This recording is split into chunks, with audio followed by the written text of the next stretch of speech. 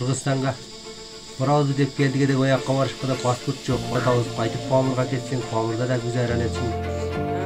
Туугандар, көрдүңүз өзүңүз мынау жашап жаткан утактары, вазияттары, эсепте мушкулаттары. Азыр кете албай турабыз. Паспорт банк болуп. Келгенimizge бери 2 ай болуп калды. Кыйноодобуз буякта. Акча деген жок, тыйын деген жок буякта. Мында Файзабадда канча үйлөр барбыз. Баарыбыз жумлап 21 үйлүүбүз. Бизди эстесеңер, тууган десеңер, бир боо, бир эт, бир кыргыз десеңер, бизди эстеп атсаңар дейм.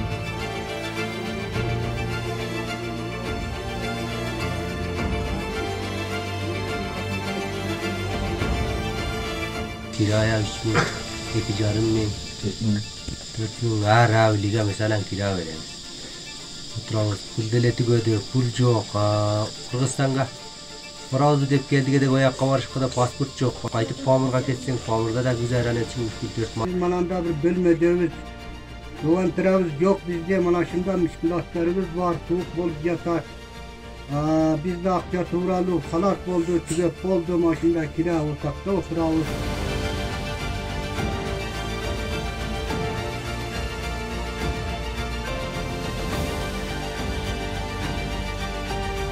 Bana 6 ay, 7 ay oldu, 8 ayga жақын болгону болду. Ушул 3 райондо Бадахшан областынын Борбору Файзабадда үй арендага алып, кирага алып отурушуп, бар акчасын да бүтүрүп болуптурлар. Азык түлүк деген жейткан тамактан же башкалардан да кыйналып калыштырлар. Балдар болсо, кичик балдар аркасы ооруган болсо, мисалы аякта мамлекеттин системи жакшы эмес. Акча менен болот, баары жок. Дарымды акча менен аласы.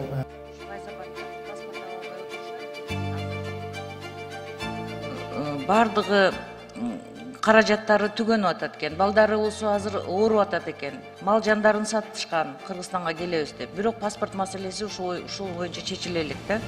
Протоколдук тапшырма да бердик элек.